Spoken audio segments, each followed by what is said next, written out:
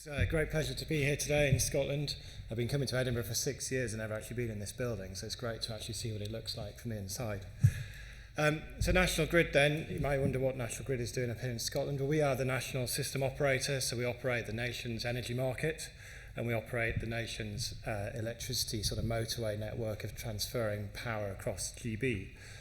My current role is looking after all connections to the national transmission system across GB. I'm about to move to a new role, which is about designing a transmission network for GB that's fit for the future.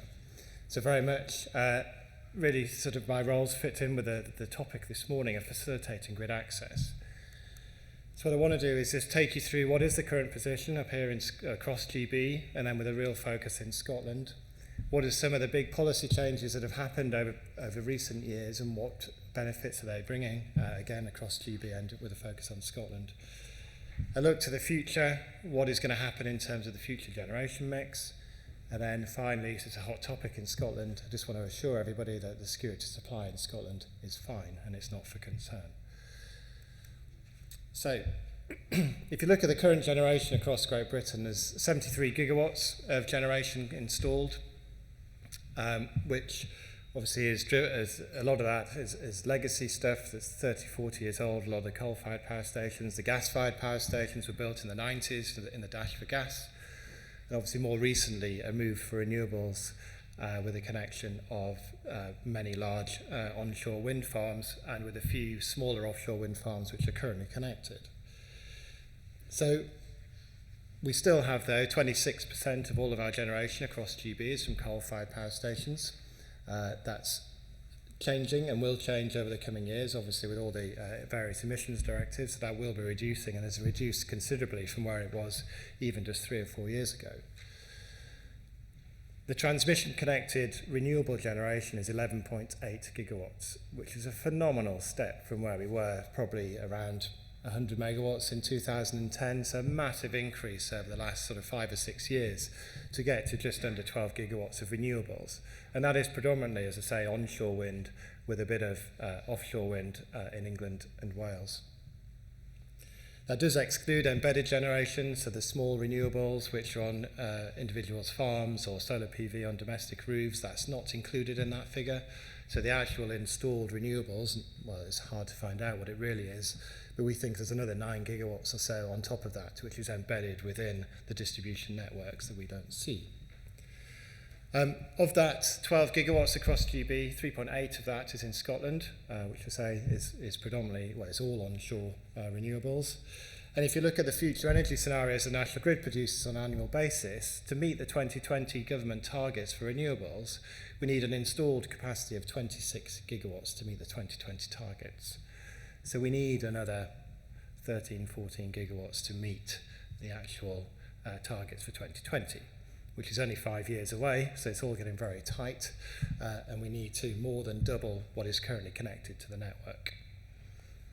But, so we need to more than double what's currently connected on the network, and I'll come on to in a couple of slides, actually what people's ambitions are when we look to the future.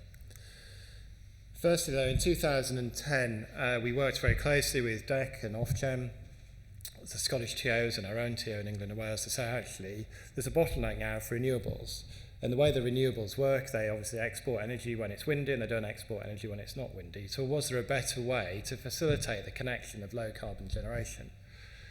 So as this regime called Connect and Manage came into place, which allowed generation to connect ahead of the deeper, wider reinforcements on the transmission network. It's probably the biggest fundamental change we've had to gaining a connection to the transmission network since privatisation. So a massive change. And on average, it brought people's connection date forward on average between 5 to 10 years. And that policy decision in 2010 and the regime that sits behind that, over the last 2 years, we've saved over 3.5 million tonnes of CO2 across GB because of this one single policy change that allowed the renewable generation to come on much, much earlier than would have been otherwise. And of that, 3.1 million tonnes of carbon has been saved in Scotland because of the work that National Grid and the regulator and government did to introduce that policy. And when you look out to 2020, getting these renewable generation on the network earlier is going to save in the region of 9 to 10 million tonnes of CO2 per year going forward. So Connect to Manage, in terms of government policy, working very closely with us and the TOs, a fantastic sort of carbon reduction saving, saving millions and millions of tonnes of CO2 year on year. So looking forward then, what's happening? So to gain a grid connection, as you might expect, you need to contact my current team and ask for a grid connection. You need to part with some cash in order to get that. And in return, you get a contract for connection. In that contract, there's obligations on us as the transmission owner and system operator, and there's obligations on the developer to meet targets within those contracts. And there's financial liabilities that those contracts have in place. If you look at the chart, you probably can't see the detail, but out to 2026, we have over 80 gigawatts of new generation wishing to connect to our network. We don't need 80 gigawatts of new generation. Our peak demand this year is 52.5 gigawatts. We need probably about 30 gigawatts of new generation in the same period out to 2026. So currently we are massively oversubscribed for fossil fuel generation in terms of new gas-fired power station, and oversubscribed in terms of renewables. If you look at renewables, if you remember, I said we need 26 gigawatts in total. We've already got 12, so we need another 14 gigawatts of renewable generation to connect to our network to meet the 2020 targets.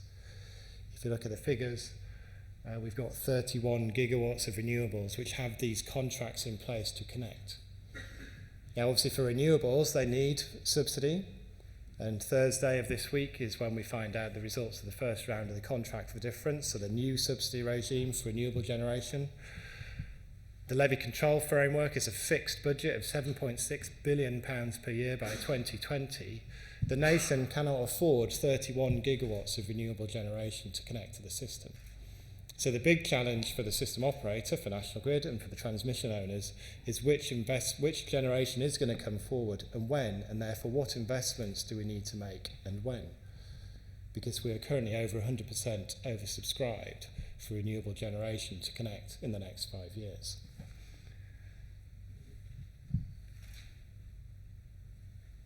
If you look at what's consented,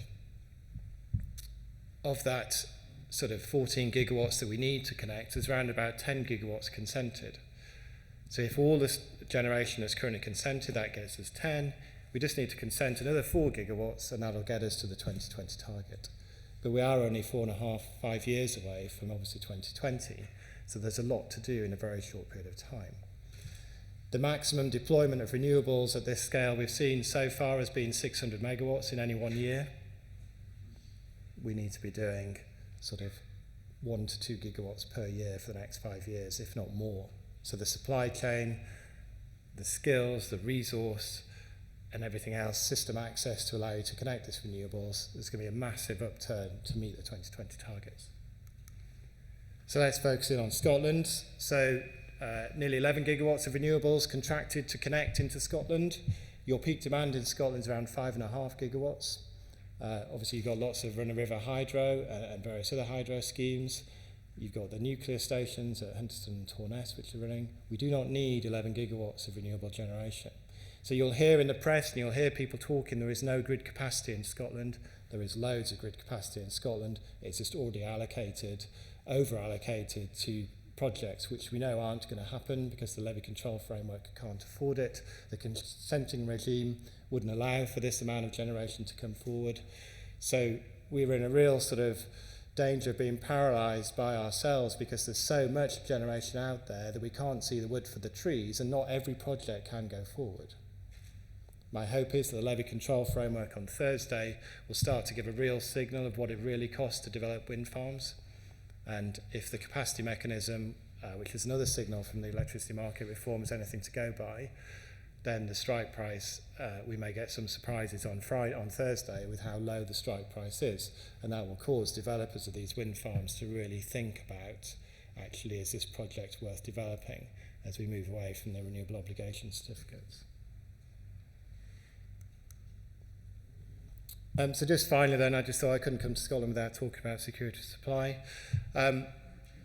the traditional fossil fuel generation in Scotland is ageing. It's struggling, like all other fossil fuel generation across GB, to sort of make any money because renewables are sort of marginalising a lot of the older, less efficient fossil fuel power stations. So you'll see in the press that a lot of the existing synchronous generation in Scotland is thinking about closing in the next few years. So we've done lots of analysis around the security of supply across GB. This is a GB market. It's a GB transmission system with a single GB system operator with a single GB market. And therefore, Scotland is part of that market. And therefore, if there is no wind in Scotland and generation exceeds the renewables or the generation that sits within Scotland, you will import power from England and Wales. We've done it before. The first time ever was last summer. Last summer was a very light wind year, and for many, many days, many hours of many days, Scotland was importing electricity from England and Wales. So we have now experienced the network working in reverse with power coming up to Scotland, which prior to last summer had never happened before. So we have experience of that. We've been working with the Scottish TOs, and we've done over 140 studies to really do some detailed analysis as to what the security supply might be in Scotland. And we are very comfortable that in the short term, in the medium and the long term, that the nation's security of supply is sound, and that especially when we get the West Coast HVDC circuit, which is going to go from Hunterston all the way down into North Wales, that really ties and brings Scotland very tightly into the network. So we are going to run, for the next couple of years, we are going to run a competitive tender just to get some synchronous generation in Scotland, just in case. Our studies say we don't need it, but we are going to go and procure some services, just so we do have something in our back pocket if the worst was to happen.